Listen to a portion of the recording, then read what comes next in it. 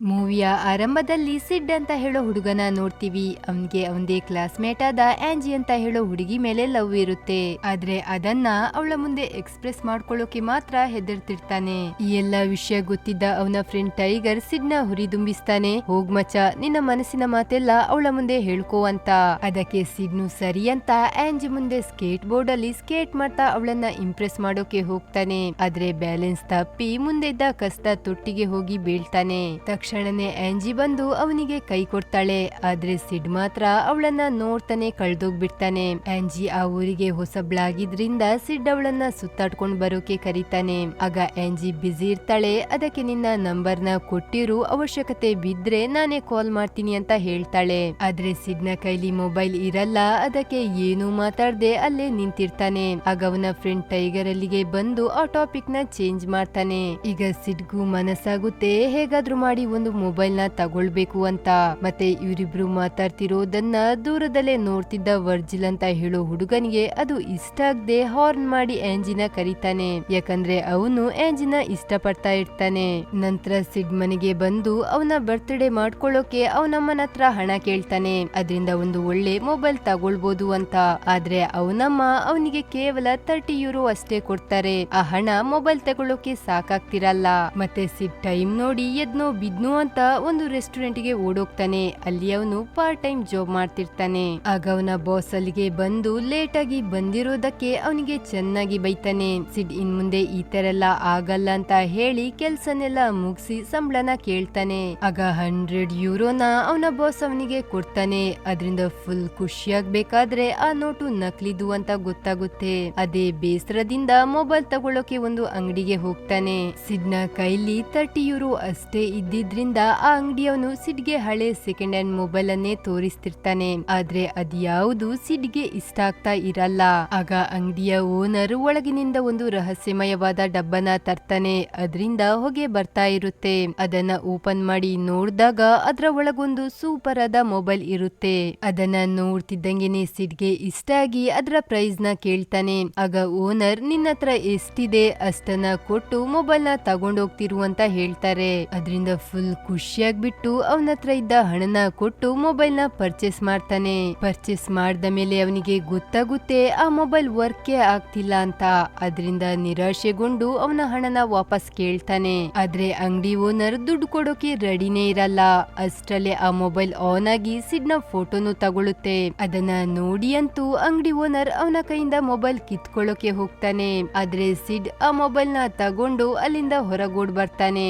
ಮರುದಿನ ಸ್ಕೂಲ್ ನಲ್ಲಿ Anji friend claimants ನ ನೋಡ್ತೀವಿ. ಅವಳಿಗೆ ಹೇರ್ ಆಡ್ ಕೊಡೋಕೆ ಆಫರ್ ಬಂದಿರುತ್ತೆ. ಅದ್ರ ಬಗ್ಗೆನೆ ಆಂಜಿ ಹಾಗೆ ಅವಳ ಮತ್ತೊಂದು ಫ್ರೆಂಡ್ ಮಾರ್ಗೋಟ್ ಮಾತಾಡ್ತಿರ್ತಾರೆ. ಆಗಲಿಗೆ ಸಿಡ್ ಬಂದು ಅವನ ಹೊಸ ಮೊಬೈಲ್ ನ ಆಂಜಿಗೆ ತೋರಿಸ್ತಾನೆ. ಕ್ಲೆಮೆನ್ಸ್ ಅದನ್ನ ನೋಡಿ ಆಡ್ಕೊಂಡು ನಗೋಕೆ ಸ್ಟಾರ್ಟ್ ಮಾಡ್ತಾಳೆ. ಆಗ ಆ ಫೋನ್ ತನ್ನಷ್ಟಕ್ಕೆ ತಾನೇ ಅವಳ ಫೋಟೋನ ತಗೊಳುತ್ತೆ. ಅವಳ ತಮಾಷೆಯಿಂದ ಸಿಡ್ಗೆ ಬೇಜಾರಾಗಿ ಅವನ ನಂಬರ್ ನ ಆಂಜಿಗೆ ಕೊಟ್ಟು ಅಲ್ಲಿಂದ ಹೋಗ್ತಾನೆ. ನಂತರ ಕೆಮಿಸ್ಟ್ರಿ ಕ್ಲಾಸ್ ನಲ್ಲಿ ವರ್ಜಿಲ್ ನ ಫ್ರೆಂಡ್ಸ್ ಟೈಗರ್ ನ ತಾಯಿ ಬಗ್ಗೆ ತಮಾಷೆ ಮಾಡೋಕೆ ಶುರು ಹಚ್ಕೋತಾರೆ. ಯಾಕಂದ್ರೆ ಅವನ ತಾಯಿ ಒಂದು ಕಾಲದಲ್ಲಿ ಅಡಲ್ಟ್ ಗಳ ಮಾಡೆಲ್ ಆಗಿ ಕೆಲಸ ಮಾಡಿರ್ತಾರೆ. ಅದರಿಂದ ಟೈಗರ್ ಗೆ ಸಿಕ್ಕಾಪಟ್ಟೆ ಕೋಪ ಬಂದು ಅವರ ಜೊತೆ ಜಗಳಕ್ಕೆ ನಿಂತು ಬಿಡ್ತಾನೆ. ಆ ಜಗಳಕ್ಕೆ ಸಿಡ್ನು ಹೋಗಿ ಸೇರ್ಕೋತಾನೆ. ಅಷ್ಟ್ರಲ್ಲೇ ಅಲ್ಲಿಗೆ ಟೀಚರ್ ಬಂದು ಅವರ ಜಗಳನ್ನ ನಿಲ್ಲಿಸಿ ಪನಿಷ್ಮೆಂಟ್ ಕೊಟ್ಟೋಗ್ತಾರೆ. ಮತ್ತೆ ಈ ಕಡೆ ಸಿಡ್ನ ಮೊಬೈಲ್ ತನ್ನಷ್ಟಕ್ಕೆ ತಾನೇ ಮಾರ್ಗೋಟ್ಗೆ ಕಾಲ್ ಮಾಡುತ್ತೆ. ಅದನ್ನ ರಿಸೀವ್ ಮಾಡ್ತಿದ್ದಂಗೆನೆ ಅವಳಿಗೆ ಏನಾಗುತ್ತೋ ಗೊತ್ತಿಲ್ಲ, ಕ್ಲೆಮೆನ್ಸ್ ನ ಕುದರ್ಗೆನೆ ಬೆಂಕಿ ಇಟ್ಟು ಬಿಡ್ತಾಳೆ. ಆದ್ರೆ ಕ್ಲೆಮೆನ್ಸ್ ಗೆ ಅದರ ಪರಿವೇ ಇಲ್ದೆ ಈ ಲ್ಯಾಬ್ ಅಲ್ಲಿ ಯಾಕೆ ಇಷ್ಟು ಶೆಕೆ ಆಗ್ತಿದೆ ಅಂತ ತುಂಬಾ ಕೂಲ್ ಅಲ್ಲಿ ಕೇಳ್ತಿರ್ತಾಳೆ. ಅಷ್ಟರಲ್ಲಿ ಅವಳ ಮೇಲೆ ಬಟ್ಟೆ ಹಾಕಿ ಬೆಂಕಿನ ನಂದಿಸ್ತಾರೆ. ನಂತರ ಮಾರ್ಗೋಟ್ ಪ್ರಿನ್ಸಿಪಾಲ್ ಆಫೀಸ್ಗೆ ಹೋಗಿ ಹೇಳ್ತಾಳೆ, ನನಗೆ ಒಂದು ಕಾಲ್ ಬಂತು, ಆದ್ಮೇಲೆ ನನಗೆ ಏನಾಯ್ತೋ ನನಗೇನೆ ಗೊತ್ತಿಲ್ಲ ಅಂತ. ಆದ್ರೆ ಅವಳ ಮಾತಿಗೆ ಸ್ವಲ್ಪನೂ ಗಮನ ಕೊಡದೆ ಪ್ರಿನ್ಸಿಪಾಲ್ ತನ್ನ ಪಾಡಿಗೆ ತಾನು ಫಿಶ್ ಗಳ ಜೊತೆ ಆಡ್ತಿರ್ತಾರೆ. ಮತ್ತೊಂದ್ ಕಡೆ ಮನೆಯಲ್ಲಿ ಆಂಜಿಗೆ ಹೇಗೆ ಪ್ರಪೋಸ್ ಮಾಡೋದು ಅಂತ ಸಿಡ್ ಪ್ರಾಕ್ಟೀಸ್ ಮಾಡ್ತಿರ್ತಾನೆ. ಆಗ ಹೆಲೋ ಅಂತ ಹೇಳೋ ಆಂಜಿ ವಾಯ್ಸ್ ಬರುತ್ತೆ. ಇದು ಎಲ್ಲಿಂದ ಬರ್ತಿದೆ ಅಂತ ಮೊಬೈಲ್ ನ ನೋಡಿದ್ರೆ ಆಂಜಿಗೆ ಕಾಲ್ ಹೋಗಿ ಅವಳು ಲೈನ್ ನಲ್ಲೇ ಇರ್ತಾಳೆ. ಏನ್ ಮಾತಾಡ್ತಿದ್ಯಾ ಸಿಡ್ ಅಂತ ಕೇಳ್ದಾಗ ಅದು ನಾನು ಡೈಲಾಗ್ ಪ್ರಾಕ್ಟೀಸ್ ಮಾಡ್ತಿದ್ದೆ ಅಂತ ಹೇಳಿ ಕಾಲ್ ನ ಕಟ್ ಮಾಡ್ತಾನೆ. ಮತ್ತೆ ಇವಳಿಗೆ ಗಪ್ಪ ಕಾಲ್ ಹೋಯ್ತು ಅಂತ ಕಾಲ್ ಹಿಸ್ಟ್ರಿ ನೋಡಿದ್ರೆ ಅದ್ರಲ್ಲಿ ಮಾರ್ಗೋಟಿಗೂ ಕಾಲ್ ಹೋಗಿರೋದು ಗೊತ್ತಾಗುತ್ತೆ. ಇಲ್ಲಿ ಆಶ್ಚರ್ಯದ ವಿಷಯ ಏನಾಗಿರುತ್ತೆ ಅಂದ್ರೆ ಅವಳ ನಂಬರ್ನು ಅನ್ನು ಸಿಡ್ ಸೇವ್ ಮಾಡ್ಕೊಂಡಿರೋಲ್ಲ. ಮರುದಿನ ಕ್ಲಾಸ್ ನಲ್ಲಿ ಸಿಡ್ ನ ಫೋನ್ ತನ್ನಷ್ಟಕ್ಕೆ ತಾನೇ ಮಾರ್ಗೋಟ್ ಹಾಗೆ ಆಂಜಿಗೆ ಕಾಲ್ ಮಾಡಿರೋ ವಿಷಯನ ಟೈಗರ್ಗೆ ಹೇಳ್ತಾನೆ. ಆದ್ರೆ ಟೈಗರ್ ಆ ವಿಷಯನ ನಂಬೋದೇ ಇಲ್ಲ, ಎಲ್ಲೋ ನೀನೇ ಬೈ ಮಿಸ್ ಆಗಿ ಮಾಡಿರ್ಬೇಕು ಅಂತಾನೆ. ಅಷ್ಟ್ರಲ್ಲಿ ಟೀಚರ್ಗೆ ಅವರು ಮಾತಾಡ್ತಿರೋದು ಗೊತ್ತಾಗಿ ಸಿಡ್ ನ ತಲೆಗೆನೆ ಚಾಕ್ ಪೀಸ್ ಬಿಸಾಕಿ ಒಂದು ಪ್ರಶ್ನೆನ ಕೇಳ್ತಾರೆ. ಅದ್ರ ಆನ್ಸರ್ ಸಿಡ್ಗೆ ಗೊತ್ತಿರೋಲ್ಲ. ಆಗ ಆ ಫೋನೇ ತನ್ನಷ್ಟಕ್ಕೆ ತಾನೇ ಆನ್ಸರ್ ನ ತೋರ್ಸುತ್ತೆ. ಅದನ್ನ ಟೈಗರ್ನು ನೋಡಿ ಶಾಕ್ ಆಗಿ ಹೋಗ್ತಾನೆ. ಟೀಚರ್ಗೆ ಅನ್ಸುತ್ತೆ ಸಿಡ್ ಕ್ಯಾಲ್ಕುಲೇಟರ್ ಯೂಸ್ ಮಾಡಿ ಆನ್ಸರ್ ಹೇಳ್ತಿದ್ದಾನೆ ಅಂತ. ಅದಕ್ಕೆ ಅವನ ಕೈಯಿಂದ ಮೊಬೈಲ್ ನ ತಗೊಂಡು ಕಿಟಕಿಯಿಂದ ಹೊರಗೆ ಬಿಸಾಕ್ತಾರೆ. ಕ್ಲಾಸ್ ಮುಗ್ದ ನಂತರ ಮೊಬೈಲ್ ನ ತಗೊಳ್ಳೋಕೆ ಸಿಡ್ ಹಾಗೆ ಟೈಗರ್ ಮೊಬೈಲ್ ಬಿದ್ದ ಜಾಗಕ್ಕೆ ಓಡೋಗ್ತಾರೆ.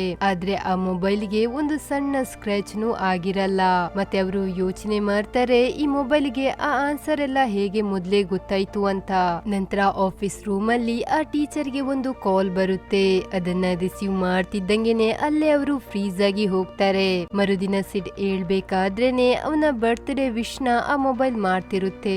ನಂತರ ಸ್ಕೂಲಿಗೆ ಹೋಗ್ತಿರೋ ಟೈಮ್ ನಲ್ಲಿ ಟೈಗರ್ ಹತ್ರ ಅವನ ಮೊಬೈಲ್ ಅವನಿಗೆ ಬರ್ತ್ಡೇ ವಿಶ್ ಮಾಡಿರೋದಾಗಿ ಹೇಳ್ತಾನೆ. ಅವನ ಬರ್ತ್ಡೇ ಡೇಟ್ ನು ಮೊಬೈಲ್ ಅಲ್ಲಿ ಅವನು ಸೇವ್ ಮಾಡ್ಕೊಂಡಿರೋಲ್ಲ. ಅದನ್ನ ಕೇಳಿ ಟೈಗರ್ಗೆ ಸಮಥಿಂಗ್ ಇಸ್ ರಾಂಗ್ ಅಂತ ಅನ್ಸಿ ಆ ಮೊಬೈಲ್ ನ ಬಿಸಾಕು ಸಲಹೆ ಕೊಡ್ತಾನೆ. ಆದ್ರೆ ಸಿಡ್ ಅದಕ್ಕೆ ಒಪ್ಪಲ್ಲ. ಆ ಮೊಬೈಲ್ ಇಂದ ಅವನಿಗೆ ಯಾವುದೇ ಪ್ರಾಬ್ಲಮ್ ಆಗ್ತಿರಲ್ಲ, ಬದಲಾಗಿ ಎಲ್ಲಾನು ಒಳ್ಳೆದೇ ಆಗ್ತಿರುತ್ತೆ. ಅವಾಗ ಟೈಗರ್ ಅಂತಾನೆ, ಹಾಗಾದ್ರೆ ಈ ಮೊಬೈಲ್ ಕೈಯಿಂದ ಕೆಮಿಸ್ಟ್ರಿ ಕ್ಲಾಸ್ ನಲ್ಲಿ ನಡೆದ ಫೈಟ್ ನ ಪನಿಷ್ಮೆಂಟ್ ನ ರದ್ದುಗೊಳಿಸೋಕೆ ಆಗುತ್ತಾ ಅಂತ. ಅದೇ ಕ್ಷಣಕ್ಕೆ ಪ್ರಿನ್ಸಿಪಲ್ ನ ಅಸಿಸ್ಟೆಂಟ್ ನ ಕಾಲ್ ಬಂದು ಅವಳು ಸಿಡ್ನೆ ಪ್ರಿನ್ಸಿಪಲ್ ಅಂದ್ಕೊಂಡು ಮಾತಾಡೋಕೆ ಶುರು ಮಾಡ್ತಾಳೆ. ಸಿಡ್ನು ಆ ಸಮಯದ ಲಾಭ ಪಟ್ಕೊಂಡು ಅವರಿಗಾದ ಪನಿಷ್ಮೆಂಟ್ ನ ರದ್ದುಗೊಳಿಸ್ತಾನೆ. ನಂತರ ಕ್ಯಾಂಟೀನ್ ಅಲ್ಲಿ ಆ ಮೊಬೈಲ್ ನ ಸಹಾಯದಿಂದ ಮೆಕ್ಡೊನಾಲ್ಡ್ಸ್ ಫುಡ್ ನ ಆರ್ಡರ್ ಮಾಡಿಸ್ಕೋತಾನೆ. ಜೊತೆಗೆ ಒಂದು ಟ್ರಿಪ್ ಬುಕ್ ಮಾಡೋಕು ಹೇಳ್ತಾನೆ. ಈ ಮೊಬೈಲ್ ನ ಶಕ್ತಿನ ನೋಡಿ ಅಂತೂ ಸಿಡ್ ಹಾಗೆ ಟೈಗರ್ ತುಂಬಾನೇ ಖುಷಿ ಆಗ್ತಾರೆ. ಹಾಗೆ ಮೊಬೈಲ್ ಗೆ ಹೆಲ್ಪ್ ಫೋನ್ ಅಂತ ಹೆಸರುನು ಇಡ್ತಾರೆ. ಈ ಕಡೆ ಸ್ಕೂಲ್ ನಲ್ಲಿ ಆ ಟೀಚರ್ ಕಂಟಿನ್ಯೂಸ್ ಆಗಿ ಚಾಕ್ ಪೀಸ್ ಗಳ ವಾಂತಿ ಮಾಡ್ತಿರೋದನ್ನ ನೋಡ್ತೀವಿ. ನಂತರ ರಾತ್ರಿ ಟೈಗರ್ ಸಿಡ್ ಹತ್ರ ಆ ಮೊಬೈಲ್ ನ ಸ್ವಲ್ಪ ದಿನ ಅವನಿಗೆ ಕೊಡೋದಾಗಿ ಕೇಳ್ತಾನೆ. ಅವನ ಬೇರೆಯಾದ ತಂದೆ ತಾಯಿನ ಒಂದು ಮಾಡೋಕೋಸ್ಕರ. ಅದಕ್ಕೆ ಮೊದ್ಲಿಗೆ ಸಿಡ್ ಒಪ್ಪಲ್ಲ. ನಂತರ ಅವನು ಹಠ ಮಾಡಿದ್ರಿಂದ ಒಪ್ಪಿ ಮೊಬೈಲ್ ನ ಅವನಿಗೆ ಕೊಡ್ತಾನೆ. ಆದ್ರೆ ಅವನು ಟಚ್ ಮಾಡ್ತಿದ್ದಂಗೆನೆ ಆ ಮೊಬೈಲ್ ಆಫ್ ಆಗಿ ಬಿಡುತ್ತೆ. ಅದರಿಂದ ಸಿಟ್ ಬಂದು ಆ ಮೊಬೈಲ್ ನ ನೀರೊಳಗೆ ಹಾಕಿ ಅಲ್ಲಿಂದ ಹೋಗ್ತಾನೆ. ಸಿಡ್ ಅದನ್ನ ವಾಪಸ್ ತೆಗ್ದಾಗ ಅದು ಆಟೋಮೆಟಿಕ್ ಆನ್ ಆಗುತ್ತೆ. ಮರುದಿನ ವರ್ಜಿಲ್ ಟೈಗರ್ ನ ತಾಯಿಯ ಅಶ್ಲೀಲ ಪೋಸ್ಟರ್ ಹಾಕಿ ಅವನನ್ನ ಆಡ್ಕೋತಿರ್ತಾನೆ. ಅಷ್ಟ್ರಲ್ಲೇ ಈ ಕಡೆ ಆಂಜಿಯ ಫೋನ್ ನ ಯಾರೋ ಕದ್ಕೊಂಡು ಹೋಗ್ತಾರೆ. ಅದನ್ನ ನೋಡಿ ಸಿಡ್ ಹಾಗೆ ಆಂಜಿ ಆ ಕಳ್ಳನ ಫಾಲೋ ಮಾಡ್ಕೊಂಡು ಓಡ್ತಾರೆ. ಜೊತೆಗೆ ವರ್ಜಿಲ್ ನು ಕಾರ್ನ ತಗೊಂಡು ಕಳ್ಳನ ಹಿಡಿಯೋಕೆ ಹೋಗ್ತಾನೆ. ಆಗ ವರ್ಜಿಲ್ ನ ಫ್ರೆಂಡ್ ಗೆ ಒಂದು ಕಾಲ್ ಬರುತ್ತೆ. ಅದನ್ನ ರಿಸೀವ್ ಮಾಡ್ತಿದ್ದಂಗೆನೆ ಕಾರ್ನ ತಗೊಂಡೋಗಿ ಗೋಡೆಗೆ ಗುದ್ಬಿಡ್ತಾನೆ. ಮತ್ತೊಂದ್ ಕಡೆ ಆಂಜಿ ಹಾಗೆ ಸಿಡ್ ಆ ಕಳ್ಳನ ಯಶಸ್ವಿಯಾಗಿ ಹಿಡಿತಾರೆ. ಮತ್ತೆ ಅವಳ ಸಹಾಯ ಮಾಡಿದ್ದಕ್ಕೂ ಸಿಡ್ಗೆ ಥ್ಯಾಂಕ್ಸ್ ಹೇಳ್ತಾಳೆ. ನಂತರ ಸಿಡ್ ಅವಳನ್ನ ಸುತ್ತಾಡ್ಕೊಂಡು ಬರೋಕೆ ಕರೀತಾನೆ. ಆದ್ರೆ ಆಂಜಿ ಬರೋಕೆ ಒಪ್ಕೊಳ್ಳಲ್ಲ. ಯಾಕಂದ್ರೆ ನೆಕ್ಸ್ಟ್ ಡೇ ಹಿಸ್ಟ್ರಿ ಎಕ್ಸಾಮಿಗೆ ಅವಳಿಗೆ ಓದ್ಕೊಳ್ಳೋಕೆ ಇದ್ದಿರುತ್ತೆ. ಮರುದಿನ ಸ್ಕೂಲ್ ನಲ್ಲಿ ಟೈಗರ್ ಓಡ್ ಬಂದು ಸಿಡ್ಗೆ ಹೇಳ್ತಾನೆ, ನಿನ್ನೆ ನಿನ್ನ ಫೋನ್ ನಿಂದ ವರ್ಜಿಲ್ಗೆ ಎಷ್ಟು ದೊಡ್ಡ ಆಕ್ಸಿಡೆಂಟ್ ಆಯ್ತು ಗೊತ್ತಾ ಅಂತ.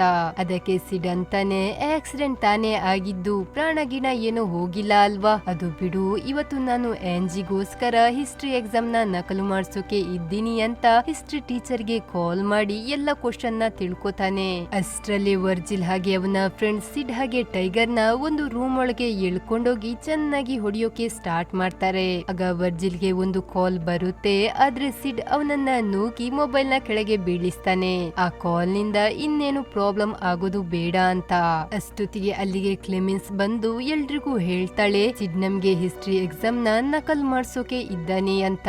ಅದನ್ನ ಕೇಳಿ ಅವರೆಲ್ಲ ಸಿಡ್ ಹಾಗೆ ಟೈಗರ್ ನ ಅಲ್ಲೇ ಬಿಟ್ಟೋಗ್ತಾರೆ. ಮತ್ತೆ ಅವರು ಅನ್ಕೊಂಡ ರೀತಿನೇ ಆ ಹಿಸ್ಟ್ರಿ ಎಕ್ಸಾಮ್ ನ ಎಲ್ರು ನಕಲ್ ಮಾಡಿನೇ ಬರೀತಾರೆ. ನಂತರ ಕ್ಯಾಂಟೀನ್ ಅಲ್ಲಿ ಆಂಜಿ ಸಿಡ್ ನ ಅವಳ ಪಕ್ಕ ಕೂರಿಸ್ಕೋತಾಳೆ. ಇದ್ರಿಂದ ಹೊಟ್ಟೆ ಉರ್ಕೊಳ್ಳೋ ವರ್ಜಿಲ್ ಸಿಡ್ ನ ಅಮ್ಮನ ಬಗ್ಗೆ ಆಡ್ಕೊಂಡು ಕೀಳಾಗಿ ಮಾತಾಡ್ತಾನೆ. ಅದ್ರಿಂದ ಸಿಡ್ಗೆ ತಡ್ಕೊಳ್ಳೋಕಾಗದಷ್ಟು ಕೋಪ ಬಂದು ಹೆಲ್ಪ್ ಫೋನ್ ಹತ್ರ ವರ್ಜಿಲ್ಗೆ ಕಾಲ್ ಮಾಡೋಕೆ ಹೇಳ್ತಾನೆ. ಈ ಕಡೆ ವರ್ಜಿಲ್ ಆ ಕಾಲ್ ನ ರಿಸೀವ್ ಮಾಡ್ತಿದ್ದಂಗೆನೆ ಬಟ್ಟೆ ಎಲ್ಲ ಬಿಚ್ಚಿ ಹುಚ್ಚ ರೀತಿ ಟೇಬಲ್ ಮೇಲೆ ಹತ್ತಿ ಕುಣಿಯೋಕೆ ಶುರು ಮಾಡ್ಕೋತಾನೆ. ಅದನ್ನ ತಡಿಯೋಕ್ ಬಂದ ಅವನ ಫ್ರೆಂಡ್ ಅನ್ನೇ ಹಿಡ್ಕೊಂಡು ಕಿಸ್ ಮಾಡೇ ಬಿಡ್ತಾನೆ. ಅವನ ನಾನ್ ಸೆನ್ಸ್ ಬಿಹೇವಿಯರ್ ನ ನೋಡಿ ಆಂಜಿ ಅಲ್ಲಿಂದ ಹೊರಟೋಗ್ತಾಳೆ. ಅವಳ ಅವಳನ್ನ ನೋಡಿ ಸಿಡ್ನು ಅವಳ ಹಿಂದೆ ಹೋಗ್ತಾನೆ. ಅಲ್ಲಿ ಅವಳು ಸಪ್ಪಗೆ ಒಂದು ಜಾಗದಲ್ಲಿ ಕೂತಿರೋದನ್ನ ಗಮನಿಸಿ ಹೊರಗೆ ಸುತ್ತಾಡ್ಕೊಂಡು ಬರೋಣ ಅಂತ ಅವಳನ್ನ ಕರೀತಾನೆ. ಆಗ ಆಂಜಿನು ಖುಷಿಯಾಗಿ ಅವನ ಜೊತೆ ಹೋಗೋಕೆ ಒಪ್ಕೋತಾಳೆ. ಮರುದಿನ ಸಿಡ್ನ ಅಮ್ಮಗೆ ಕ್ಯೂಬಾದ ಟ್ರಿಪ್ ವಿನ್ ಆದ ಟಿಕೆಟ್ ಸಿಗುತ್ತೆ. ಅದ್ರ ಬಗ್ಗೆ ಏನಾದ್ರೂ ಗೊತ್ತಿದ್ಯಾ ಅಂತ ಸಿಡ್ ಹತ್ರ ಕೇಳಿದಾಗ ನನಗೆ ಗೊತ್ತೇ ಇಲ್ಲ ಅಂತ ಸುಳ್ಳು ಹೇಳ್ತಾನೆ. ಅವನ ಹೆಲ್ಪ್ ಫೋನೇ ಆ ಟ್ರಿಪ್ ನ ಬುಕ್ ಮಾಡಿರುತ್ತೆ. ನಂತರ ಅಲ್ಲಿಂದ ಪಾರ್ಟ್ ಟೈಮ್ ಜಾಬ್ ಮಾಡೋಕೆ ಅವನು ರೆಸ್ಟೋರೆಂಟ್ ಗೆ ಹೋದಾಗ ಅಲ್ಲಿ ಅವನ ಬಾಸ್ ಬಾಯಿಗೆ ಬಂದಾಗೆ ಮಾತನಾಡಿ ಅವನಿಗೆ ಇರಿಟೇಟ್ ಮಾಡ್ತಾರೆ. ಅದರಿಂದ ಸಿಡ್ ಸುಮ್ನಾಗಿ ಅಲ್ಲಿಂದ ಹೋಗ್ತಾನೆ. ಆದ್ರೆ ಅವನ ಮೊಬೈಲ್ ಸುಮ್ನಿರ್ಬೇಕೆ ಅವನ ಬಾಸ್ ಗೆ ಕಾಲ್ ಮಾಡುತ್ತೆ. ಅದನ್ನ ರಿಸೀವ್ ಮಾಡ್ತಿದ್ದಂಗೆನೆ ಅವನ ಬಾಸ್ ತಲೆಗೆ ಹಿಟ್ಟಾಕೊಂಡು ಬಿಸಿ ಎಣ್ಣೆಗೆ ತಲೆ ಹಾಕಿ ಡಿಸ್ಕೋ ಮಾಡ್ತಾನೆ. ಈ ಕಡೆ ಸಿಡ್ ವರ್ಜಿಲ್ ನ ಅಪ್ಪನ ದುಬಾರಿ ಗಾಡಿನ ತಗೊಂಡು ಆಂಜಿಯ ಐಷಾರಾಮಿ ಮನೆಗೋಗಿ ಅಲ್ಲಿಂದ ಅವಳನ್ನ ಕರ್ಕೊಂಡು ಮೂವಿ ನೋಡೋಕೆ ಥಿಯೇಟರ್ ಗೆ ಹೋಗ್ತಾನೆ. ಮತ್ತೊಂದ್ ಕಡೆ ವರ್ಜಿಲ್ ಹಾಗೆ ಅವನ ಫ್ರೆಂಡ್ಸ್ ಯೋಚನೆ ಮಾಡ್ತಿರ್ತಾರೆ, ಯಾರೋ ಎಲ್ರಿಗೂ ಕಾಲ್ ಮಾಡಿ ವಿಚಿತ್ರವಾಗಿ ಬಿಹೇವ್ ಮಾಡೋ ರೀತಿ ಮಾಡ್ತಿದ್ದಾರೆ ಅಂತ. ಅಷ್ಟ್ರಲ್ಲೇ ಅವರಿಗೆ ಸಿಡ್ ಹಾಗೆ ಆಂಜಿ ಕಾರ್ ನಲ್ಲಿ ಹೋಗ್ತಿರೋದು ಕಾಣಿಸುತ್ತೆ. ಅದ್ರಿಂದ ಅವರಿಬ್ರನ್ನ ಫಾಲೋ ಮಾಡ್ಕೊಂಡು ಇವರುನು ಹೋಗ್ತಾರೆ. ಮತ್ತೆ ಥಿಯೇಟರ್ ನಲ್ಲಿ ಸಿಡ್ ಮೊಬೈಲ್ ನ ಎಲ್ಲ ಸತ್ಯನು ಆಂಜಿಗೆ ಹೇಳೋಕೆ ಮುಂದಾಗ್ತಾನೆ. ಆಗ ಅವನಿಗೆ ಮೊಬೈಲ್ ನ ಕಾರಲ್ಲೇ ಬಿಟ್ ಬಂದಿರೋದು ನೆನಪಾಗಿ ಅದನ್ನ ತಗೊಂಡ್ ಬರೋಕೆ ಕಾರ್ ಹತ್ರ ಹೋಗ್ತಾನೆ. ಆಗ ವರ್ಜಿನ್ ಗ್ಯಾಂಗ್ ನವರು ಬಂದು ಸಿಡ್ಗೆ ಸಿಕ್ಕಾಪಟ್ಟೆ ಹೊಡೆದು ಅವನಪ್ಪನ ಗಾಡಿನ ತಗೊಂಡು ಅಲ್ಲಿಂದ ಹೊರಟೋಗ್ತಾರೆ. ವಾಪಸ್ ಸಿಡ್ ಆಂಜಿ ಹತ್ರ ಬಂದು ಇರೋ ಸತ್ಯನ ಅವಳಿಗೆ ಹೇಳ್ತಾನೆ. ನಾನೇನು ರಿಚ್ ಇಲ್ಲ, ಆ ಗಾಡಿನು ವರ್ಜಿನ್ ಅವರ ಅಪ್ಪಂದು ಅಂತ. ಆದ್ರೆ ಆ ವಿಷಯ ಅವಳಿಗೆ ದೊಡ್ಡ ಮ್ಯಾಟರೇ ಆಗಿರಲ್ಲ. ಅವಳು ಸಿಡ್ನ ಗಾಯನ ಒರೆಸಿ ಆರಾಮ್ಸೆ ಮೂವಿನ ಎಂಜಾಯ್ ಮಾಡ್ತಾಳೆ. ನಂತರ ಈ ಕಡೆ ವರ್ಜಿಲ್ ಹಾಗೆ ಅವನ ಫ್ರೆಂಡ್ಸ್ ಕಾರ್ ನಲ್ಲಿ ಹೋಗ್ತಿರ್ಬೇಕಾದ್ರೆ ಹೆಲ್ ಫೋನ್ ರಿಂಗ್ ಆಗುತ್ತೆ. ಅದನ್ನ ರಿಸೀವ್ ಮಾಡೋ ಅವನ ಫ್ರೆಂಡ್ ಚಲಿಸ್ತಿದ್ದ ಗಾಡಿಯಿಂದಲೇ ಕೆಳಗ್ ಹಾರಿ ಬಿಡ್ತಾನೆ. ಆದ್ರೆ ಅವನಿಗೆ ಏನೂ ಆಗಿರಲ್ಲ. ಬಟ್ ಬ್ಯಾಡ್ ಲಕ್, ಅವನ ಮುಂದೆಯಿಂದ ಬಂದ ಟ್ರಕ್ ಅವನ ಮೇಲೇನೆ ಹರಿದೋಗಿ ಸ್ಪಾಟ್ ಅಲ್ಲಿ ಅವನ ಸಾವಾಗಿ ಬಿಡುತ್ತೆ. ಈ ಕಡೆ ಆಂಜಿ ಹಾಗೆ ಸಿಡ್ ಮೂವಿನ ನೋಡ್ಕೊಂಡು ಹೊರಗೆ ಬರುವಾಗ್ಲೇನೆ ಪೊಲೀಸರು ಸಿಡ್ನ ಅರೆಸ್ಟ್ ಮಾಡ್ತಾರೆ. ಯಾಕಂದ್ರೆ ವರ್ಜಿಲ್ ಸಿಡ್ನ ಮೇಲೆ ಕಂಪ್ಲೇಂಟ್ ಮಾಡಿರ್ತಾನೆ. ಸಿಡ್ ಮೊಬೈಲ್ ನಿಂದ ಜನರನ್ನ ಮರಳು ಮಾಡಿ ಇವನ ಕಂಟ್ರೋಲ್ಗೆ ತಗೊಂಡು ಅವರ ಕೈಯಿಂದ ಮಾಡಬಾರ್ದು ಕೆಲಸ ಮಾಡಿಸಿರ್ತಾನೆ ಅಂತ. ಪೊಲೀಸರು ಮೊಬೈಲ್ ನ ತೋರಿಸಿ ಸಿಡ್ನ ಎನ್ಕ್ವೈರಿ ಮಾಡ್ಬೇಕಾದ್ರೆ ಮೊಬೈಲ್ ತನ್ನಷ್ಟಕ್ಕೆ ತಾನೇ ಪೊಲೀಸ್ಗೆನೆ ಕಾಲ್ ಮಾಡಿ ಬಿಡುತ್ತೆ. ಅದನ್ನ ರಿಸೀವ್ ಮಾಡ್ತಿದ್ದಂಗೆನೆ ಪೊಲೀಸ್ ತುಂಬಾ ಖುಷಿಯಿಂದ ಅವರಿಬ್ರನ್ನ ಅಲ್ಲಿಂದ ಬಿಟ್ ಕಳಿಸ್ತಾರೆ. ಅಲ್ಲೇ ಸಿಡ್ಗೆ ಗೊತ್ತಾಗುತ್ತೆ ವರ್ಜಿಲ್ ನ ಫ್ರೆಂಡ್ ಸತ್ತೋಗಿರೋದು, ಹಾಗೇನೆ ಅವನ ಬಾಸ್ ಬಿಸಿ ಎಣ್ಣೆಗೆ ತಲೆ ಹಾಕಿರೋದು. ಅದ್ರಿಂದ ಅವನಿಗೆ ಗೊತ್ತಾಗುತ್ತೆ ಈ ಮೊಬೈಲ್ ಅವನು ಅಂದ್ಕೊಂಡ ರೀತಿ ಇಲ್ಲ, ಬದಲಾಗಿ ತುಂಬಾನೇ ಡೇಂಜರಸ್ ಆಗಿ ಇದೆ ಅಂತ. ಅದಕ್ಕೆ ಅದ್ರ ಹತ್ರನೇ ಕೇಳ್ತಾನೆ, ಈ ತರ ಎಲ್ಲ ಯಾಕೆ ಎಲ್ರಿಗೂ ತೊಂದ್ರೆ ಕೊಡ್ತಾ ಇದ್ದೀಯಾ? ಅದಕ್ಕೆ ಆ ಮೊಬೈಲ್ ತಿಳಿಸುತ್ತೆ ನಾನಿನ್ನ ಇಷ್ಟಪಡ್ತಾ ಇದ್ದೀನಿ ಅಂತ. ನಂತರ ಸಿಡ್ ಟೈಗರ್ ನ ಮನೆಗೆ ಹೋಗ್ತಾನೆ. ಅಲ್ಲಿ ಅವನ ಅಮ್ಮ ಸಿಡ್ ನ ನೋಡ್ತಿದ್ದಂಗೆನೆ ಮೈಗೆ ಬೀಳೋಕೆ ಶುರು ಹಚ್ಕೋತಾಳೆ. ಅದನ್ನ ನೋಡಿ ಟೈಗರ್ ಸಿಡ್ ಮೊಬೈಲ್ ನ ಯೂಸ್ ಮಾಡಿ ಅಮ್ಮನ ಕೈಯಿಂದ ಈ ತರ ಎಲ್ಲ ಮಾಡಿಸ್ತಿದ್ದಾನೆ ಅಂತ ಮಿಸ್ಅಂಡರ್ಸ್ಟ್ಯಾಂಡಿಂಗ್ ಮಾಡ್ಕೊಂಡು ಅವನಿಗೆ ಹೊಡೆದು ಅವನನ್ನಲ್ಲಿಂದ ಓಡಿಸ್ತಾನೆ. ಹೊರಗ್ ಬಂದು ಸಿಡ್ ಅನ್ಕೋತಾನೆ, ಇನ್ನು ಟೈಗರ್ನು ನನ್ನ ಸಹಾಯಕ್ಕೆ ಬರಲ್ಲ, ನಾನೇ ಏನಾದ್ರೂ ಮಾಡ್ಬೇಕು ಅಂತ ಆ ಮೊಬೈಲ್ ನ ಒಡೆಯೋ 1000 ಪ್ರಯತ್ನ ಮಾಡ್ತಾನೆ. ಆದ್ರೆ ಆ ಮೊಬೈಲ್ಗೆ ಏನು ಆಗ್ತಿರಲ್ಲ. ಅದರಿಂದ ಹೆದ್ರಿ ಒಂದು ಹೊಂಡಕ್ಕೆ ಆ ಮೊಬೈಲ್ ನ ಬಿಸಾಕಿ ಹೋಗ್ತಾನೆ. ಮರುದಿನ ಕ್ಲೆಮೆನ್ಸ್, ಮಾರ್ಗೋಟ್, ವರ್ಜಿಲ್ ಎಲ್ರು ಆಂಜಿ ಮನೆಗೋಗಿ ಸಿಡ್ ನ ಮೊಬೈಲ್ ಇಂದ ಎಷ್ಟೆಲ್ಲ ಅಪಾಯಕಾರಿ ಸಂಗತಿ ನಡೀತಿದೆ ಅಂತ ಅವಳಿಗೆ ಹೇಳ್ತಾರೆ. ಆದ್ರೆ ಆಂಜಿ ಹೇಳ್ತಾಳೆ, ಇದ್ರಲ್ಲಿ ಸಿಡ್ ನ ತಪ್ಪು ಏನೂ ಇಲ್ಲ, ಆ ಮೊಬೈಲ್ ತಂತಾನೆ ಕಾಲ್ ಮಾಡೋದನ್ನ ನಾನೇ ನೋಡಿದೀನಿ ಅಂತ. ಈ ಕಡೆ ಸಿಡ್ ನ ಮನೆಗೆ ಕೆಲ ಜನರು ಬಂದು ಅವನ ಮೊಬೈಲ್ ನ ಅವನಿಗೆ ಕೊಟ್ಟು ಸೈಲೆಂಟ್ ಆಗಿ ಅಲ್ಲಿಂದ ಹೋಗ್ತಾರೆ. ಅಷ್ಟೊತ್ತಿಗೆ ಟೈಗರ್ ಅಲ್ಲಿಗೆ ಬರ್ತಾನೆ. ಅವರಿಬ್ಬರ ಮಧ್ಯೆ ಇದ್ದ ಮನಸ್ತಾಪ ಬಗೆಹರಿಸಿಕೊಂಡು ಇಬ್ರು ಒಂದಾಗ್ತಾರೆ. ಅಷ್ಟೊತ್ತಿಗೆ ಆ ಫೋನ್ ಸಿಡ್ಗೆನೆ ಕಾಲ್ ಮಾಡಿ ಅದರ ನೆಕ್ಸ್ಟ್ ಟಾರ್ಗೆಟ್ ಆಂಜಿ ಅಂತ ಹೇಳಿ ಕಾಲ್ ನ ಕಟ್ ಮಾಡುತ್ತೆ. ಮತ್ತೊಂದ್ ಕಡೆ ಆಂಜಿ ಮನೆಯಲ್ಲಿ ಒಂದು ಫೋನ್ ರಿಂಗ್ ಆಗುತ್ತೆ.